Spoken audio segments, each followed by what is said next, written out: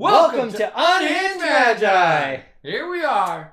Fun episode for you guys today. Yes, indeedy, Bob. We're talking about gardening flowers. Yep, lots of flower gardening. So good. And maybe some jewelry. Yep, we're definitely going to be showing jewelry. In fact, 3 sets of jewelry. And maybe we'll go back in time and do it all again. Yeah, we'll definitely do that. Our ancestors probably recalled that. Mm-hmm. You know, doing jewelry and gardening and stuff like that. And cultivating. Yep. So, we're going to be talking about recent purchases that we have done. Yep. And they've been powerful purchases. Yep. So recently, Dan and I both bought another set of Power 9. He purchased another Unlimited set, and I purchased another Collector's Edition set. And we've actually got them right here to show you guys. So I'll just switch cameras real quick. So what we've got laid out here is this is my original set of Power 9 with my Unlimited Lotus, 4 Beta Moxes, 1 Unlimited Mox, and then Unlimited Blue. And this is my just all Collector's Edition set here. And Dan, you want to describe here? Yeah, this is just power, limited power set that I purchased so I could play cards again with real cards. So I already had these cards, but I decided, even though I had a DCI legal copy of Power 9, I decided to buy another one. And Dan did a very similar kind of thing. He already had all of his like sealed graded ones, but he decided to pick up his new Unlimited set. Yeah, because I can't crack the Black Lotus 9.5 just so I can play some cards. Mm-hmm. I mean, I could technically, but it would be probably an unwise thing to do. Yep. So I thought that this would be a really interesting video because when I was putting the offer out there on some of like the closed-in Facebook groups about like, hey, I'd like to buy another Power 9 set, a lot of people were asking me the question, why did you do this? And there's actually several reasons. So do you want to state yours first? Sure. Realistically, when I bought mine is just so I could actually sleeve them and play with them again. I've been playing with Edwin's proxies for a while now, and I guess it's about time. I'll start playing with the Beta Mox, the Mox Jet that we opened up. I actually from that epic beta box. Yes, and sleeved it and start playing with it.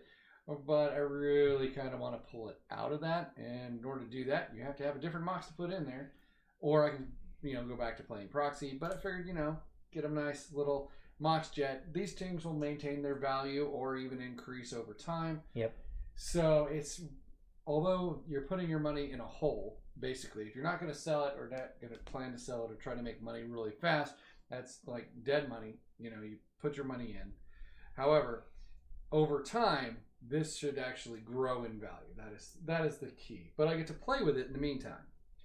Yeah, and also since you already have your graded sets, those are the ones, like if you're like what's more precious to you, probably those graded sets. Oh yeah. And if you ever had to sell, this is a set that you would be more willing to sell. Not necessarily. Really? Because think about it. If these are actually more functional, right? Yes. Because I can actually play them. These are play condition. If you can see the back, it's worn and that kind of stuff. So from a certain point of view, I can hold on to these and actually play the game of Magic. If let's say I wanted to go to a tournament and it had to be real cards or whatever, then I could take them and actually play. It's potentially possible. However, with the graded slab cards, I can't. So maybe I would actually unload the graded cards first. I'm actually a little surprised about that. I didn't expect that answer. Well, remember that although the graded cards have way more value. Way more value. All right, so selling them makes just one of those high-end graded would probably pay for that whole set. I'd probably get 2 more sets out of it. But so selling those may make more sense. Yeah. Because then the money becomes more active. I can flood it back in. Maybe I have an investment that I want to do with that money. Whereas these are a function. They have a function for me to actually utilize. I can actually play the cards. Yep. I don't have to worry about cracking them open. Yeah. So let's say I sell the 9.5 with a plus Lotus. Let's say I sold it for $125,000, like that, right? Yeah. Well, this is not $125,000. Yeah. It's not. So I can still play with these things. Are you willing to say what you bought those for? 30. Mm-hmm. So it's a lot of money. But I can sell one Black Lotus Mm-hmm. and get all that, plus I get to keep the money, and maybe there's an investment opportunity Yep. or something like that. So there is an opportunity there. Mm-hmm. However, I can keep playing with these until I needed to sell them. So I would say, since these have more functionality for me and still can hold their value, there's a little bit more gain. I can look at the Black Lotus and quad with a plus, and it's cool looking. Don't get me wrong, it's fantastic looking. But I can't really go, unless they create a graded shuffler, I can't really play the game of Magic with my graded cards. And that's been a problem. So I have a very similar kind of thing. Let's see, I'll move this window totally down here. Messed up our genre because No, that's fine. So so my reasons for wanting to actually buy another set is there's actually several. So I have this unlimited set right here, and unlimited and beta mixed. And like as you guys can see, like these ones, like most of them are all signed and stuff like that. Like all the beta moxes and stuff are all signed. Only my Time Twister is like not signed. Time Walk, sorry, but the rest of them are all signed and stuff. And none of these are like dead mint condition. These are all basically like a little bit LP. Some of them are nicer than others. But I bought these, and we actually didn't talk about that. Like when you bought your set, you specifically did not buy mint. Correct. And that's I did not. And that's also because like if you're gonna play with them guys, then you don't want to like play with it. That's why you wanted your jet out, is because like if you have like a mint card, just that first tiny nick is a massive loss of value. Yep. But if you start with LP or like near mint minus at least or something, then like a tiny little nick is not going to like cost you a ton of value. So I had this set, and I've been playing with these for quite a while. But what I was thinking about is like I've been basically saying that I'm going to sell these cards like over my dead body. Or like, I mean, unless somebody's dying, like I'm not going to sell these cards. And so that was a huge impetus on why I actually bought this set, because I wanted to have another set that if I ever came to a negative point in my life and I had to sell something, this would be the set that I would sell first, because I really don't want to sell this set. So I'd have a way to put cash into something. And so there's a little bit of an investment aspect there. Like right now, since I just don't trust markets and stuff, I've been just holding more liquidity. I've been holding more capital, just cash. And we're coming to a point now where I think we might start to hit much higher inflation. And I didn't want all that money sitting in cash. So I figured, well, what am I going to put it into? Well, this is a better thing to actually put it into. But so that's one aspect. But then the other aspect is if you actually have a set that this set here, I actually got a great price. I'm extremely happy with it. I paid $4,000 for this set of collector's edition. And I mean, $4,000 wouldn't even buy this card just by itself. You know, like my signed Beta Sapphire wouldn't even cover that. So this set was way less expensive. And so the trick is, if I'm going to go to a big event, I'm not going to be walking in there with a deck worth $100,000. I can walk in with a deck that's maybe worth like, you know, between $10,000 or $20,000.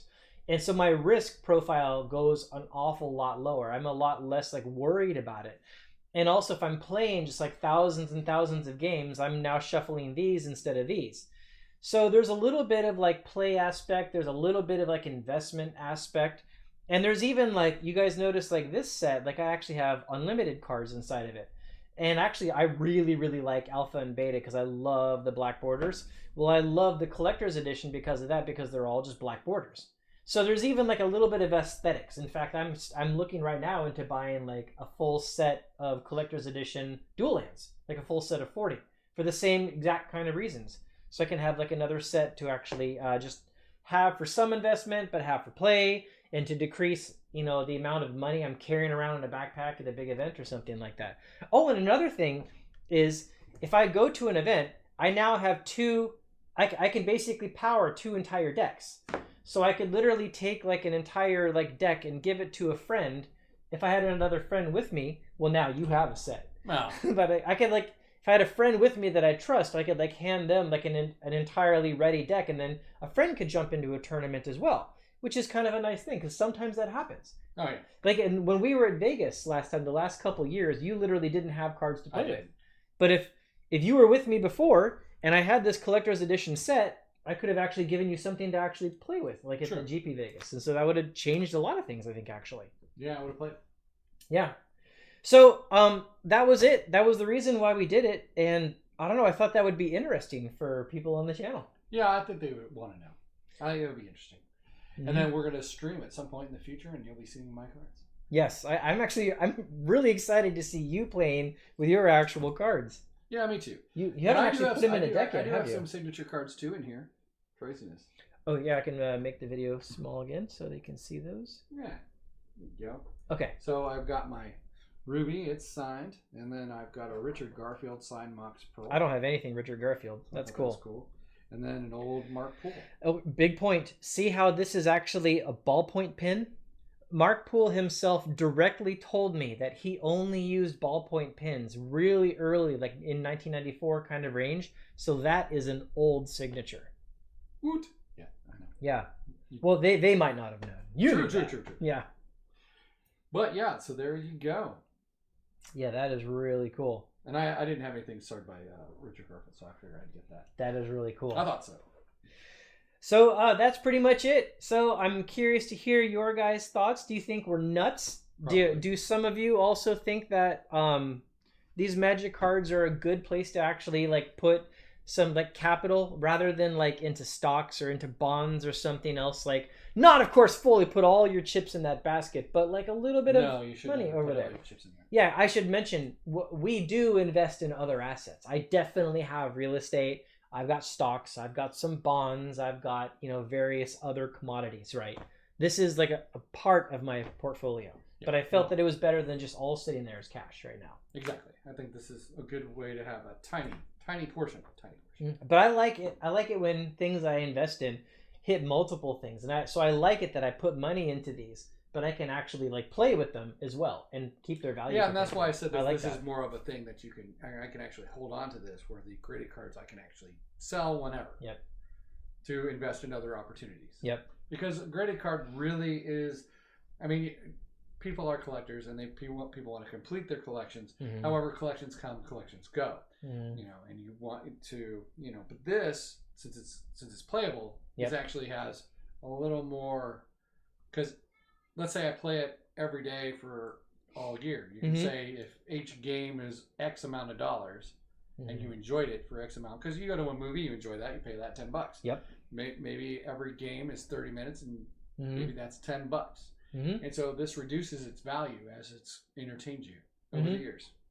Yeah. There's actual value in entertainment. So how many other things in the world can you do where you put a bunch of money into something, enjoy the heck out of it for a while, and then later sell it for more? There's not a lot of things in this world that match that. Actually, that's true. So anyways, I want to hear your guys' thoughts. Do you think we're nuts? Do you do this too? Have you been investing lately? They watch this. They watch our channel. So I'm assuming they buy some kind of Magic the Gathering. Probably. Yeah, probably. It doesn't necessarily have to be Power. Yeah. Like shooting fish in a barrel, asking if that kind of question for this kind of thing. But I still want to hear your guys' thoughts and feedback. So thanks for tuning into the video. And that doesn't mean proxies are bad. I still think proxies are great. Oh yeah, I'm totally in support of proxies. Yeah. Absolutely. And I like real cards just the same. Yeah, exactly. Okay, so thanks a lot, everybody. Thank you. Have a great day. Hit the like button. Smash the bell. Have a good day. Bye.